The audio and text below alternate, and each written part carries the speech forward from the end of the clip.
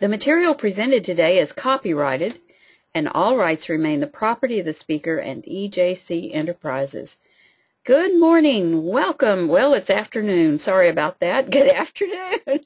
And welcome to our monthly oils gathering and product training.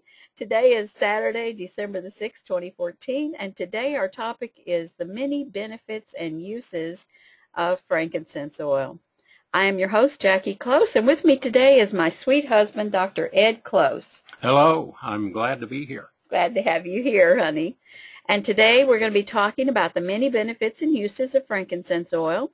So if you have that oil, get it out, have it handy so that you can enjoy that wonderful aroma during this program. And that's what we're doing right now. So, and if you don't have that oil, just grab any of your oils and have them available.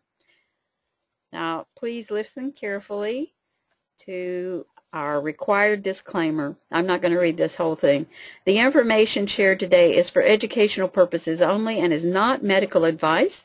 We are not licensed healthcare professionals, and FDA regulations prohibit the use of medical claims in conjunction with the sale of any product not approved by the FDA. Statements made herein have not been evaluated by the FDA. Okay, let's get started with our program. The many benefits and uses of frankincense oil, Part 1. So, what if there were a single substance that was safe, effective, and could be used on a daily basis? A single substance with documented scientific reports and double-blind studies showing that it repairs and rejuvenates skin, prevents, stops, and actually reverses or eliminates many cancers and tumors, supports a healthy mouth, gums, and teeth, provides nourishment and oxygen to your brain, may enhance memory function, may help alleviate depression, may aid children with ADD, ADHD, and autism to be able to focus and function more properly, more comfortably. And what if that very same substance was also known to support joint and bone health, support respiratory function, oxygenate the pineal and pituitary glands, and help the body fight off infections and enjoy the health and wellness originally planned for us by God? What if you could enjoy these many benefits with grace and ease? What if that substance could also help strengthen your immune system? And what if it could take advantage of all of these benefits and you could use this single miracle of God's creation just by breathing normally the same way you always do? If there were a single substance, one thing in the world that could do all of these things and it was easy to use, what would you do to get it so you and your family could take advantage of those benefits every day? Well, if you have frankincense oil, open that bottle right now and inhale that very unique, warm, and spicy fragrance.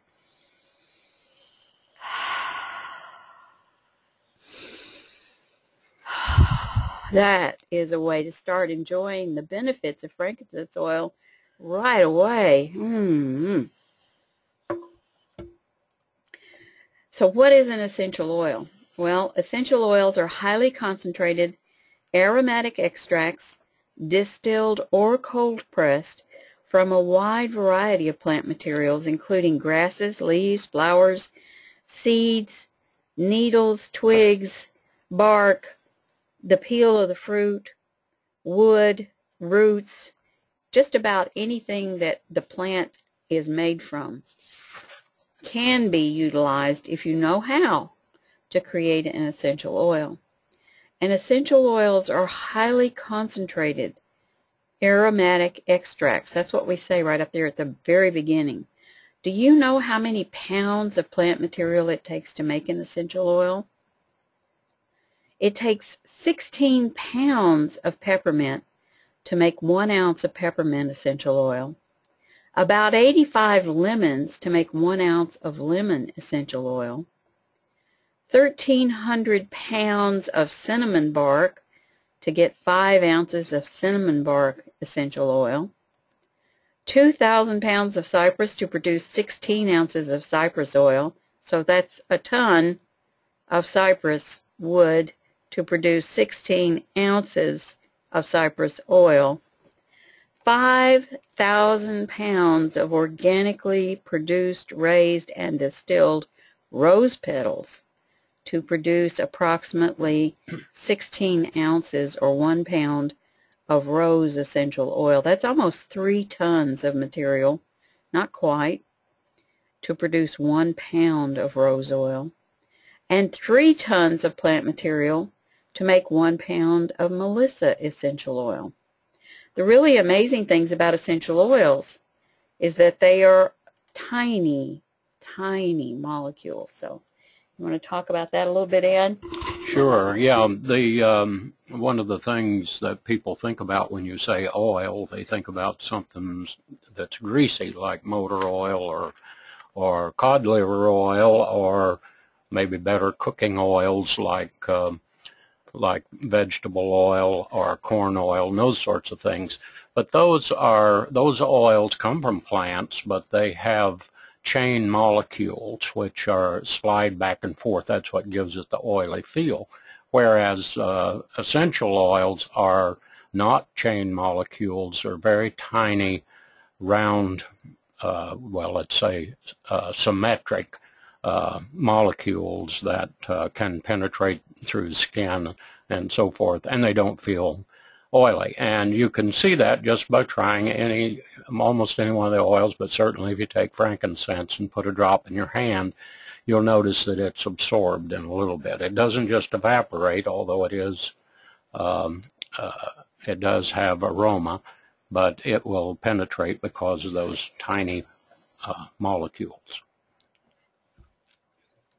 So what is frankincense? Frankincense is a tree that grows under very extreme conditions in the desert. The trees can live for hundreds of years, and the resin, which you can see here on the right, has to be harvested at just the right time. There are 4 different times that frankincense is collected, and each time the quality of the oil will be slightly different. It requires very, very specific conditions to grow and produce the right type of resin that contains just exactly the right type of compounds to make it that very precious gift God intended it to be. In ancient times, frankincense was considered more precious than gold. Now let's think about that for just a minute. Gold is about $1,000 an ounce today. If we valued frankincense as much as it was in ancient times, then frankincense would cost more than $1,000 an ounce today. And I could not find how much frankincense resin it takes to make 1 ounce of oil. But you can bet it takes a whole lot more of the resin than it does in order to get that 1 ounce of oil. So think about that.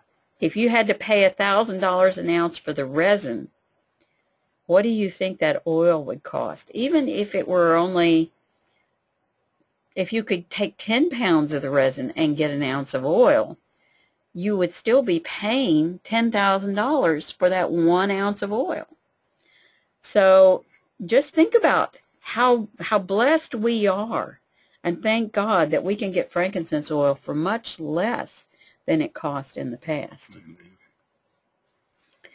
And frankincense comes in many different colors and forms. Some are far better and more highly prized than others.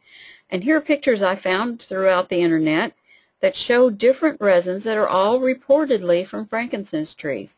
Now if you look up here on the left, you see there's this really dark, almost charcoal looking stuff, and underneath it you've got these really beautiful clear, they're opaque, they're not clear, but they're light white and opalescent colors that are just, they look really beautiful.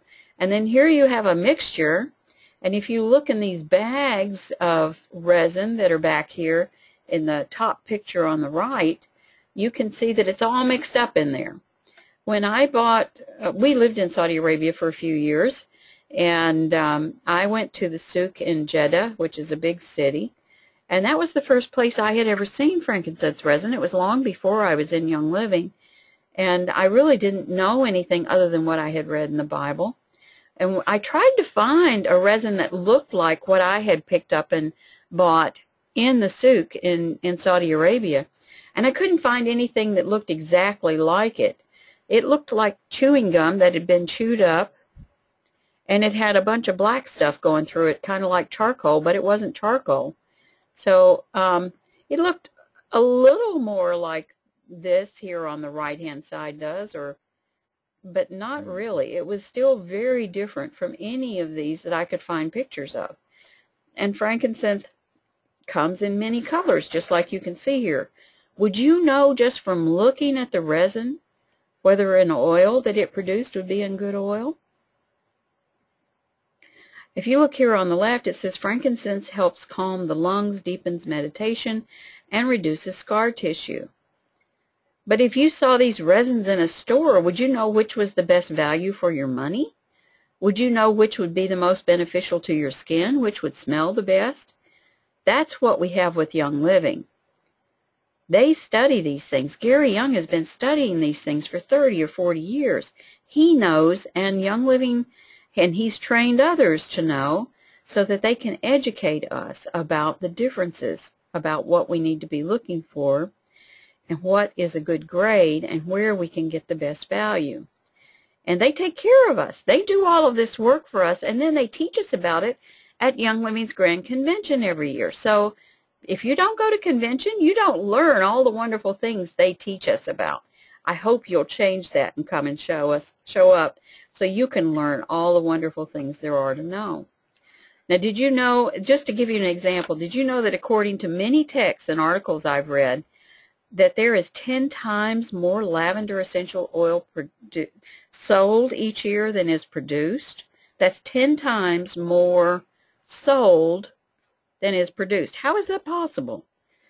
Well, it's possible because they extend the harvest of lavender essential oil, pure lavandula angustifolia, by adding other less costly oils like lavandula X hybrida, spike lavender. There are a couple of other lavenders that they can produce 5 to 10 times more of that oil per acre, because that's what the plants do, but they don't work the same way as lavandula angustifolia. Angustifolia, if you put lavandula angustifolia, which is true lavender, that's what we have in Young Living, if you put that on a burn on your skin, it will heal that burn. We've done that. We've seen it happen.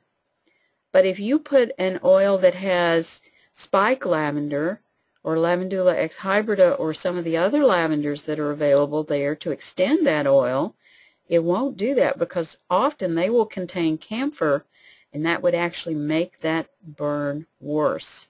And we've seen that happen to people who thought they could do better by purchasing their oils for less money.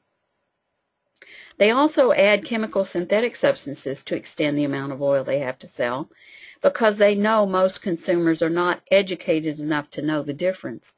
And most marketers believe that the customer isn't smart enough to figure out the difference between their oil and any other, so they can do whatever they want in order to make as much money as possible.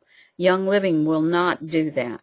They educate you about the oils and how chemical synthetics kill the therapeutic action of an oil. Here are pictures I found on the internet of frankincense oils for sale. And I've purchased oils from a lot of companies over the years. I don't anymore, but I used to, because I used to teach a beginning aromatherapy class at the local university. And I purchased good quality oils, especially frankincense, from several different companies, and I would take them into class along with my Young Living frankincense. And I'd just pass the bottles around, and at the end of the class I would ask everyone what they thought of the oils they had tried. I couldn't tell them which ones I used or recommended, because that was not allowed by the university.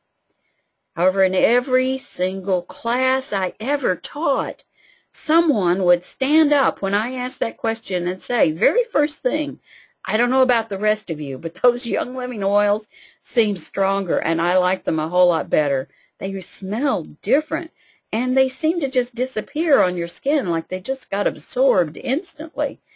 Now, that's the kind of validation you can have if you purchase oils from several companies and let people try them themselves. Now, these oils, a lot of these are not very good at all. You can see this oil on the left. There's almost no frankincense oil in this, and you should never purchase an oil that's in a clear bottle because sunlight oxidizes oils and it makes them less effective over time. I've purchased this thing that's called frankincense and myrrh, and when you read that label, there is maybe a tenth of a drop of frankincense and a tenth of a drop of myrrh in olive oil or some other type of oil, and it's called an anointing oil. And that happens a lot. If you find oils that are really inexpensive, they're only going to have one drop of the oil you're looking for, probably. I found that out with rose oils too. But this is really important for you to know that oils are different depending on how they've been grown, depending on how they've been harvested, depending on how they've been distilled, depending on whether you have a bottler who will not try to make money at your expense. And this is one of the things that we love about Young Living. So how can you use frankincense oil? Okay, if you've got that oil, go ahead again. For those of you who already did this, open up the bottle and just inhale that wonderful aroma right from the bottle. That's such an easy way to start enjoying the benefits of frankincense oil immediately. And let's talk a little bit about the pathways oils use to get into the body. There are really 4 primary pathways, and that's the nose, the skin, through the mouth, and the digestive tract or colon. We're going to talk more about the nose again in a moment, but you can apply a drop of oil on your skin and it will be absorbed. You can apply oils topically to your feet and they will spread throughout your body within 20 minutes because those tiny molecules, like Ed was talking about, essential oils have very, very tiny molecules. And the oils like olive oil and the other oils that we cook with, they have very, very large molecules. And so those tiny molecules can travel very rapidly throughout your entire body. And they will clean cells, they will repair, replace, and restore the DNA. And they facilitate much better cell communication, cellular function, and cell memory. You can also take essential oils by mouth just by putting a drop of oil in your mouth, either on or under your tongue. I'm going to put a drop of frankincense under my tongue. Not my favorite taste, so I'm going to follow it with some peppermint.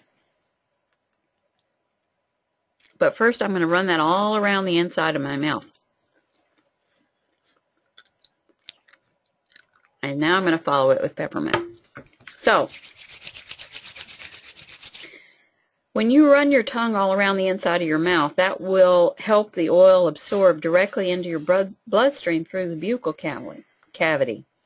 Did you know that when you do that, when you put that oil in your mouth and run your tongue all around the inside of your cheek, that's really what you want to make sure you do, under your tongue, that the oil is going to be utilized almost as quickly as if you had injected that oil straight into your bloodstream. You can also fill a veggie capsule with oils and take the capsule just like you would any pill. But remember that oil capsules have to be made right before you take them. You can't make them up ahead of time because they'll break down the gel cap and, you know, you'll end up wasting a lot of oil. So you can also add a drop of one or several oils to any liquid and drink it. Or add oils to a spoon of honey and take them that way. Ed, you want to talk about that just a minute? I know you do that a lot. Sure. Just a quick, excuse me, just a quick story. Almost 2 years ago now had a situation that I was going to have surgery for. The surgeon said I needed to get it done as quickly as possible. I decided instead, since we've had seen so much evidence of the helpfulness of therapeutic grade essential oils, to try an alternative. And they didn't like that, the hospital. The doctor didn't like it. He told me it was just fantasy if I thought. He said I would be back within a month and I would be really sick and it would be a whole lot more painful and slow recovery of from the surgery. But one doctor, you always need to get another opinion, and of course I had 3 that I talked with. 2 of them said, no, you need surgery right away. And the other one said, why don't you try your alternative, and if it works, fine. If it doesn't, you can still have the surgery. So, of course, I took the latter route. Now, what I want to tell you about is I have not had the surgery, and that was almost 2 years ago. But the side effects of using one of the things that I did for this, and I won't go into the detail because we don't have time here, was to take frankincense internally on a regular basis every day. And there were 2 very interesting side effects. One was I had some arthritis in my knee, and it was really painful. If I drive very far in the car, when I was getting out of the car, it would hurt, and I'd have to stand there a while before I could walk. That went away. And then the really interesting thing was I went to my optometrist because I thought my glasses needed to be changed, and he said my eyes were better than they were 5 years prior. So I can't prove it. That's anecdotal, but that was my experience, and I have nothing else to attribute it to except to frankincense. But according to what's required, we cannot say that frankincense had anything to do with it. We just know that he was using the oils, and that was that was what happened for him. The other thing is that there are a number of ways you can take oils by mouth. We mentioned putting them in a spoonful of honey. Ed likes to do that whenever he's got a tickle in his throat. He'll take a spoon of honey and put a drop of melaleuca and frankincense and lemon in there and swallow it down, and that seems to really help. Yeah, I'm sipping on that right now. He put it in hot water today. And you can create suppositories and do retention enemas, and there are just dozens of different ways you can use essential oils. Okay, the limbic system. Now, this is how the nose really works to help you enjoy essential oils. When you inhale essential oils from a diffuser, just by breathing normally, or from your hands, or right from the bottle, then the molecules travel through the nasal cavity, and each side of your nose will have receptor sites for different parts of the oil. And you can test this by closing one nostril and holding a bottle of oil to the other and inhaling, and then you swap. You close the other nostril and inhale through the other side, and you'll see that there's a different smell, and that's because of the different receptor sites in each side of your nose. So if you have frankincense oil handy, or any oil, go ahead and do that now, just like I did. Now,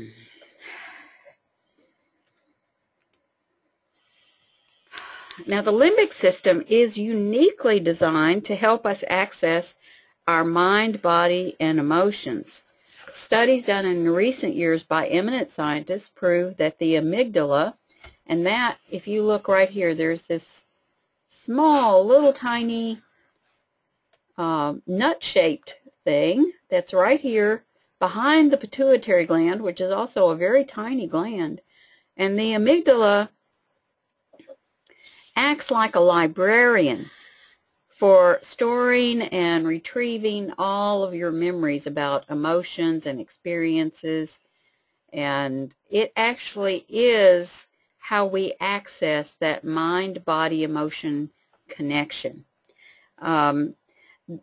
What these scientists have proven is that our sense of smell is the only way to access this organ. It's the only thing that opens it up and makes it start working. And it gives you access to all the memories you have stored throughout your body and your brain and everything that's ever happened to you at any time in your life. Now, that's why you can smell fresh baked bread or cinnamon rolls. Like for me, the first time when I smell fresh baked bread anywhere, I am instantly transported back. If I just close my eyes, I'm in the kitchen in my grandmother's house out in the country where she baked bread in an old wood stove. And it's the most wonderful smell I can imagine. And anybody can have, and I've talked to, I don't know, everybody I've ever talked to has had experiences like that where they would smell something and instantly be transported back to another time.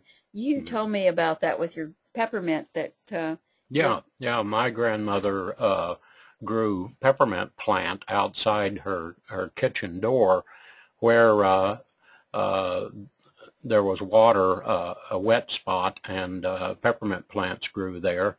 And so whenever I first smelled peppermint oil, that's, you know, immediately I was there. I was in my grandparents' backyard, and I could see their garden, and all those memories came flooding back just from that aroma. And this, the sources for this information are Alan Hirsch, M.D., who's the neurological director of the Smell and Taste Treatment and Research Foundation in Chicago, and psychologist Johan Lundstrom, Ph.D., a faculty member at the Monell Chemical Senses Center in Philadelphia. So you can use essential oils in almost any way you can imagine, and here are just a few examples. Diffuse them, massage, topical application. You can use them as a perfume, aftershave, and raindrop and reflexology. You can use them as a dietary supplement. You can take them internally, orally, any number of ways.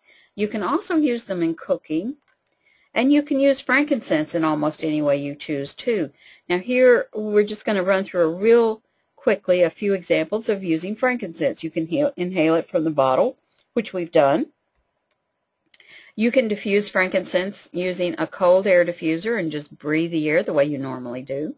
You can get frankincense resin from Young Living from time to time, and they have electric resin burners that you can put the resin in there, and you can enjoy that resin being released into the air. You can put a drop of the oil in your hands, stir it clockwise, then hold your hands or cup your hands over your nose, and inhale deeply. You can apply frankincense oil topically to your skin, your neck, your temples, your forehead, around the orbits of your eyes, over your lungs, on your hands, your feet, your spine, pretty much anywhere. There are a few exceptions. We don't recommend putting essential oils in places where they could hurt, and we'll talk about that a little bit more in a minute. You can take the oil internally by putting a drop under your tongue or take it in capsules. You can use it in suppositories, enemas, douches. You can drink it by adding a drop or two to water or to any liquid juice that you want. And safety tips, I want to go over that. Use only therapeutic grade, organic, Young Living essential oils. Never put the oils directly into your eyes, and never pour oils into your ears. Now you can take oils on your fingers and rub them around on the ear that you can reach with your fingers, but you don't want to pour oils into your ear canal. So that's really important. Don't do those things. And some of your private parts, it depends on which oil you're using, it could be a problem. Peppermint I would not recommend for private parts. Or bath water. Or bath water. So what does history tell us about frankincense oil? I'll just leave that other to your imagination, by the way. Historical records indicate that frankincense resin and oil have been traded, sold, and used for spiritual purposes for cleansing, purifying, ceremonial, and medicinal purposes for over 5,000 years. Frankincense was highly prized by the peoples of the ancient world, and records of its use in trade have been recorded from every corner of the ancient world, including the Mediterranean, the Middle East, Persia, India, China, you name it, it's been found there. The first evidence we find is in the Neolithic age. Fragrant plant materials are combined to create the first Neolithic ointments, and frankincense is used for embalming pharaohs in Egypt. And this time, 7,000 to 4,000 BC, that's when Stonehenge was believed to be built in England. This is a Neolithic goddess figurine from that same period of time. And Ramses the Great built the Sphinx at Giza. So this is really ancient history, folks. We're talking about 6,000 to 9,000 years ago. 4,000 to 3,000 BC, fragrant plant materials are combined to create the in the Indus Valley, terracotta apparatus was found. And that's up here on the right-hand side. And this distiller is believed to have been created in 4,000 BC. That was 6,000 years ago. And it's also believed to be the first known apparatus used for distilling essential oils. Now, if you look down here on the bottom, this is a modern cooker, still currently available for purchase in France. And look at the similarity. There's the fire, and there's the fire. And here's the place where you put the oils in the water, and there's the place where you put the oils in the water. And then there's a neck that comes down into this container that captures it, and a water bath condenser, it says. And this is a place where the steam is condensed, and it goes into a separator. So there's still very much the same equipment being used, which is amazing. It's just become a little more high-tech, but not a whole lot. Also, 3,000 to 2,000 BC, 3 Babylonian tablets dated to this period and contain import orders for cedar, myrrh, cypress, and frankincense, a recipe for scented ointments, a list of the medicinal uses of cypress. That's just amazing to me. An Ayurvedic text, this is in India, with its vast pharmacopoeia of herbal spice-based remedies, was developed in India and handed down through oral traditions until about 900 BC, when 3 great scholars wrote down the principles of this ancient wisdom. And those texts also included references to frankincense. Again, in 3,000 to 2,000 BC, it's just amazing to me how much happened during this time. Egyptians were known to import large quantities of myrrh. This is a depiction of the Egyptian god Nefertum, who was shown in hieroglyphs to be healing through the power of plants and flowers. And down here on the bottom, this was a wedding party, as I recall from the book that I was reading. And if you look on top of the heads of all of these women, they have cones. The wealthy used cones of myrrh with frankincense and other oils in them, and goose grease. That was how they held them together. And they put them on top of their head because flies were horrific in the Nile Valley. And we saw this. They don't just, it's not like here where they just fly around and they're a nuisance. They want to get in your eyes, in your mouth, and in your nose, don't they, Ed? Oh, yeah. Out in the desert where there's very little water, we found that out. I did a lot of field work on the Arabian Peninsula related to installing meteorological stations.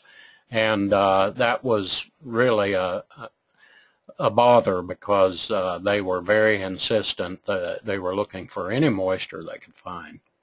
So they used these cones of myrrh and other oils on their heads, and they would melt and run down over their hair and their face, and this would keep the bugs and the other things away, and it also kept their skin nourished and healthy and beautiful.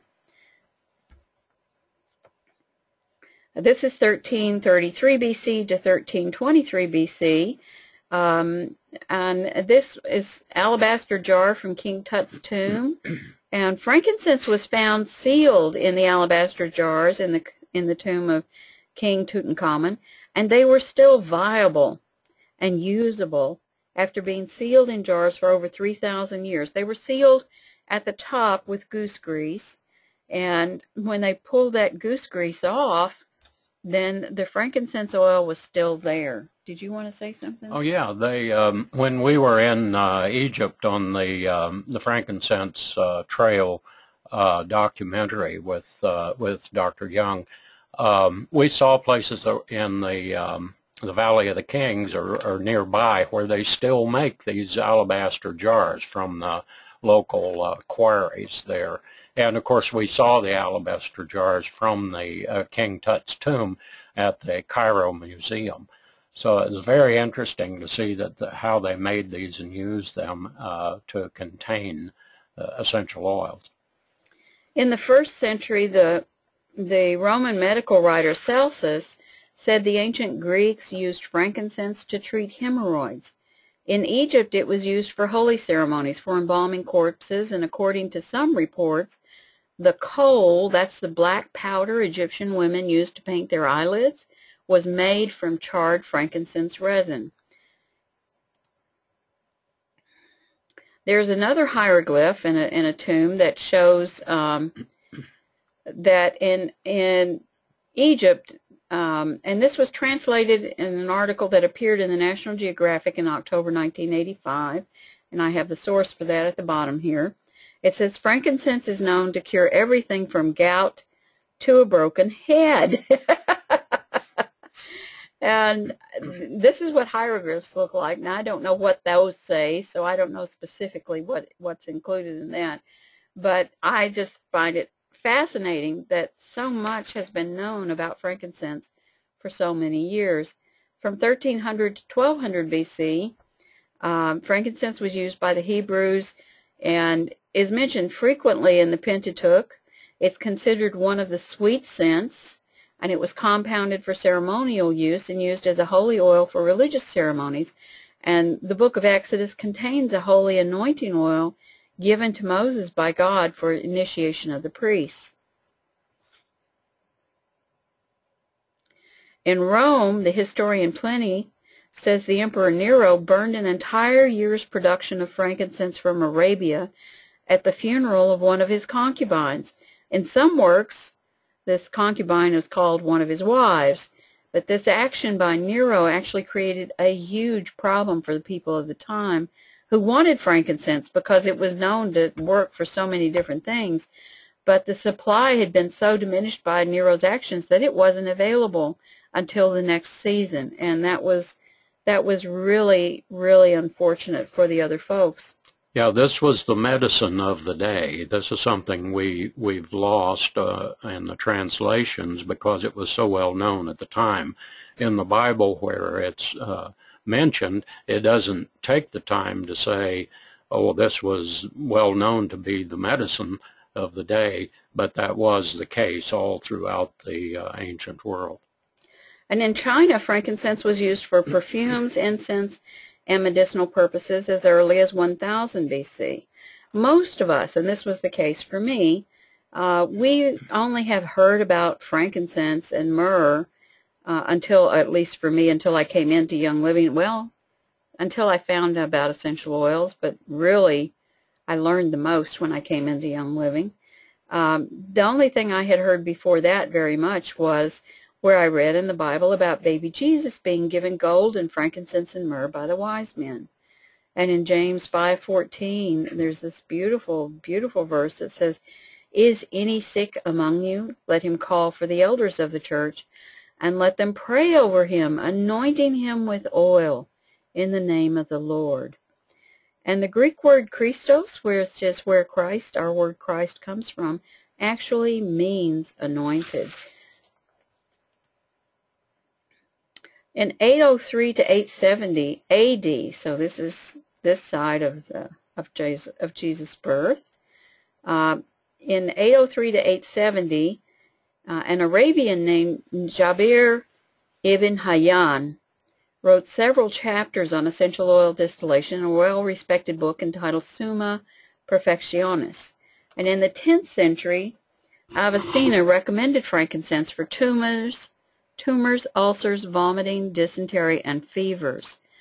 Now, Avicenna, whose name was actually Abdullah ibn Sina, was a Persian polymath who wrote the Book of Healing and the Canon of Medicine. And these texts were still used in some European universities as late as 1650, even though they were written during the 10th century. Avicenna is also widely regarded as the inventor of steam distillation and extraction of essential oils. And as we saw earlier, there are indications that the art of distillation and oil extraction preceded Avicenna a long time. However, Avicenna continues to receive credit for this discovery due to his credibility and influence, which lasted nearly 6 centuries, thanks to his written texts. In a 13th century pharmacopoeia written by the scholar and academic Al-Malik al-Muzaffar, it says frankincense heals deep wounds, clears vision, dries moisture and phlegm in the head and chest, strengthens a weak stomach, stops diarrhea and vomiting, digests food, expels wind, we call that gas. It eases palpitations of the heart and is efficacious against the plague. And in Arabia, known as the land of frankincense, this pungent, clear, sweet scent of this tree resin wafted on every breeze, and was reported that it carried with it fortune and worldwide fame. And the frankincense trail has been immortalized in books and articles in such prestigious magazines as the Smithsonian, National Geographic, as well as TV documentaries. And frankincense has been used by man since time immemorial, even before the written word provided us with the first records and descriptions of the plant, the resins, and its uses. So where exactly does frankincense come from? Where is it grown? Where does it originate? Well, at the time of Christ, almost all frankincense came from southern Arabia and what is now called Oman and Yemen. This is Yemen here to the left. This is Saudi Arabia. And this in the white, the lighter color, is Oman. And this is Salalah and Hasik. Today there are about 25 species of boswellia, or frankincense. Boswellia is the nomenclature, the name that's given to it by botanists. And the trees have their resin harvested. They're found all over. They're found in East Africa, India, Somalia, and thanks to Gary Young and Young Living, we also have frankincense from Oman and southern Arabia available again. Somalia produces, and here is Somalia right here at the very bottom. East Africa, they're talking about Eritrea, Djibouti, and Ethiopia. Somalia is right here. This is Yemen, and this is Oman. And so this is where the majority of the frankincense is produced, in this area right here. And Somalia produces the majority of frankincense resin sold for commercial uses in the world. And as you can see, this country is in the same general region, situated on the east coast of Central Africa, but it's a little south and mostly west of Oman and Yemen. Somalia, Oman, and Yemen are very similar in climate and terrain. However, the frankincense grown in each country is slightly different, even when it is identified as the same species, and there's a lot of controversy over whether they are actually the same species. There's new research that suggests that each country produces a unique species of frankincense that can readily be identified by its chemical composition, and that they use a GMAC, a mass spectrometer, gas chromatograph, to break the oil down into compounds that they're familiar with. And when they look at the oils from these different areas, they have very different composition. So even when you grow the exact same species of frankincense in a different location, even in the same location, you're going to have slight differences from year to year just because of variations in annual rainfall, temperature, sunlight, and the differences in the soil condition. And when you move from one location to another, then you also have variations in altitude, among other things. So all of these affect the final product, the precious oils that we receive. Now, frankincense was the basis of the economy of Oman's Dhofar region, province, for over 2,000 years. But with the decline of the Roman Empire, the frankincense trade dwindled, and in about 1946, a cheap chemical synthetic substitute for frankincense resin and oil was developed in Rome that smelled exactly like frankincense, like the real stuff, but it cost far less to produce. And from that time, 1946, until Gary Young and Young Living brought it back to the world, Omani frankincense had become pretty much a thing of the past. In fact, I found an article in the Saudi Aramco World magazine in 1983 written by John Lawton.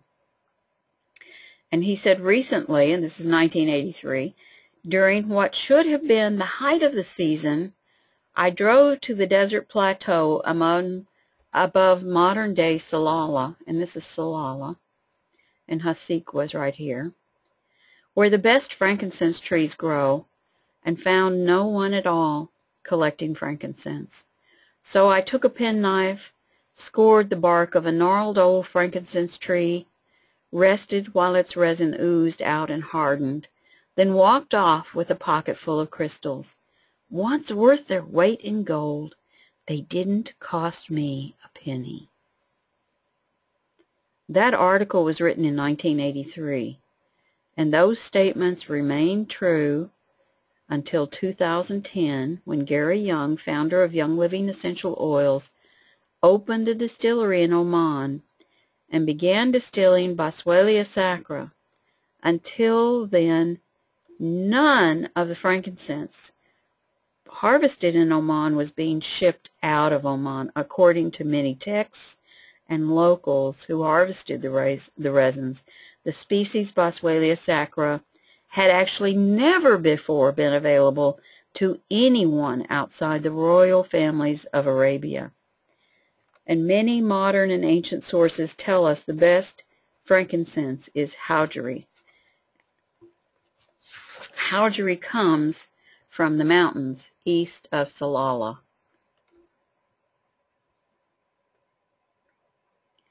There are many grades of frankincense, but reportedly the best grades of frankincense are opalescent teardrops that have slight hints of rose, green, or topaz colors in them, and Howgary is almost entirely white. What tourists find in the souks in Arabia, Yemen, Africa, and Oman is a cheap, inferior grade of frankincense produced primarily in Somalia. And if you go to Young Living's website and click on Gary Young's blog and search for frankincense, you'll find a host of articles that he has there. And then you can go to Young Living's product blog and search for frankincense, and you can see Gary inspecting the frankincense that is distilled for Young Living's frankincense essential oils. And here's Gary and Dr. Suhail and Dr. Cole Woolley, and that's in the Young Living distillery in Oman. This is Gary sitting under a frankincense tree, and this is Gary testing frankincense resin from one of the local growers. And that's Gary. He's happy because he spent so much time. Gary talks about his travels in southern Arabia. He really knows the difference between poor quality frankincense and the best quality frankincense available today. And at the 2009 convention, Gary told us that he had made an agreement with the family that controls the Omani frankincense trees above Salalah, and in 2010, Young Living became the only company in the world offering the best frankincense in the world, the only frankincense coming out of Oman that is produced and grown in Oman. And this is the very same Boswellia sacra that was used during the time of Christ. My husband Joshua and I My husband, my son Joshua, and I lived in Saudi Arabia for 3.5 years. And in Arabia, Yemen, and Oman, they burn frankincense daily in their homes and mosques and places of business, and the scent is always heavy in the air during the early morning and at sunset. Yeah, it was really interesting when I first went over. I was there 90 days before I could bring my family over. I did some exploring, but the interesting thing was that this aroma that I smelled in the air, it was actually a mixture of frankincense and charcoal and other things. It was like nothing you've ever smelled. And so when you step off the plane in Jeddah, you feel like you're on a different planet with everything. At that time, there were no English signs, and everything was in Arabic. And but then I went back, when we went back the second time in '85, because we had a project to install meteorological stations. I was able to go to southern Arabia, fly over to Riyadh, and go down to the inland from the Persian Gulf in that area where frankincense trees grow. And so I was able to see frankincense trees. At the time, I didn't really know much about the significance of them. I knew that, you know, the Christ child story of the Magi, but I've really been privileged over the years, and especially with the Frankincense Trail, that film that we did with Gary did. It was a tremendous job that he did to put all that together with 75 camels and 5 horses and nearly 100 people traipsing across the desert to be filmed from Egypt to Petra in southern Jordan. It connected with, I had been near the southern border of Jordan when I was over there at a place called Medine Salah, which is similar to Petra, and this was all connected. And so I've been so privileged to have been up and down the Red Sea and over on the Persian Gulf and see these places. And I know that in '85, when I was there was nobody harvesting frankincense. It was kind of just a story of the past. So Young Living has really brought frankincense back to the world in a very positive way. And when you're in Arabia, like I said, the scent is always heavy in the air during the early morning and at sunset, because the local people reportedly do this to make their places pleasingly fragrant and to keep away pests and germs. They even use frankincense, they say, to purify their drinking water, often adding just a few grains of the resin to water pitchers and occasionally adding some to a single glass of water. They burn frankincense in censers during celebrations and on holy and solemn occasions of every kind. Excuse me. And this is the same thing they have done for thousands of years. It's common practice at the births of children, at weddings, and also at funerals. There are even stories that frankincense gum is heated with sesame oil and sand to form a sealant that Yemeni men used to glue their dagger blades into the hilts. And according to some reports, they use frankincense gum resin for fillings in their teeth. You know, we use all kinds of terrible things to fill holes in our teeth, and when we have cavities, they used frankincense gum resin. Wouldn't that be nice? In Yemen, one writer, Al-Hami, reportedly recommends using a mixture of frankincense resin or the oil with olive oil and honey in a bath as a remedy for rheumatism.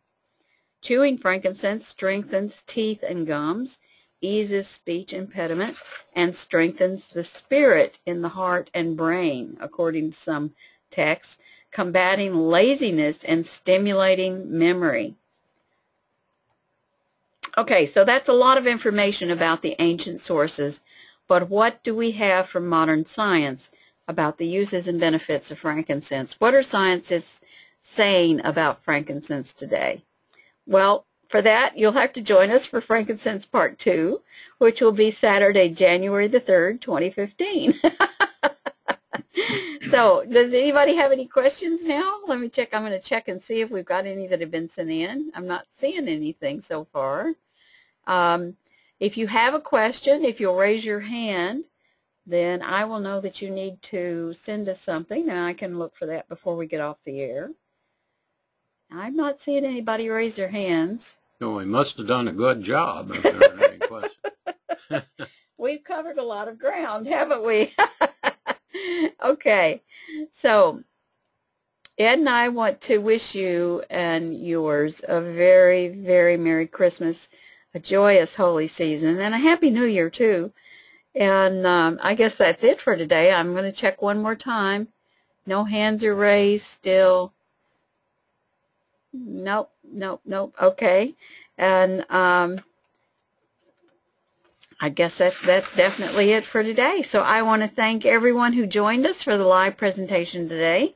Very special thanks to you, Ed. Well, it's always always fun and enjoyable to talk about frankincense. I think it's just beyond words to describe how important, what a great importance it is that Gary Young has brought frankincense back to the world. It saved lives and avoided surgery, and I just can't say enough good about it. So I appreciate the chance to talk about it. Now, for all our listeners, if you would like additional information about using or purchasing essential oils, please contact the person who introduced you to the oils or told you about this program. And a recording of this event will hopefully be posted at www.naturesmoldrx.com no later than Monday, December the 8th, and will be available for anyone to listen to at no cost for at least the next month. Until next month, this is Jacqui Close. And Ed. Sending you hugs across the miles. We pray that your life be blessed exceedingly abundantly above and beyond all you hope and dream, and that you be filled with faith, joy, gratitude, and vibrant health. Goodbye for now. God bless everyone. Please listen carefully to the required disclaimer and copyright notice. The information shared during this event is for educational purposes only and is not medical advice. Everyone is an individual with different body types, different blood types, different body chemistries, and it is important to remember that what works for one person may not work the same way for another. The decision to use any of this information is the sole responsibility of the listener. Any products, techniques, and/or personal usage tips referred to are not suggested as a replacement for proper treatment from a licensed healthcare professional. We are not medical doctors nor healthcare professionals, and FDA regulations prohibit the use of medical claims in conjunction with the sale of any product not approved by the FDA. Statements made herein have not been evaluated by the FDA. The material presented today is copyrighted. Copyright Jacqueline A. Close and Edward R. Close and EJC Advantage, LLC, and all rights remain the property of the speakers and EJC Advantage, LLC. It may not be posted, copied, or transmitted through any means without our written permission. You are welcome, however, to share a link to our website or refer people to www.naturesmoldrx if you wish to share this information. Thank you so much. God bless everyone. Have a wonderful Christmas. Talk to you next month.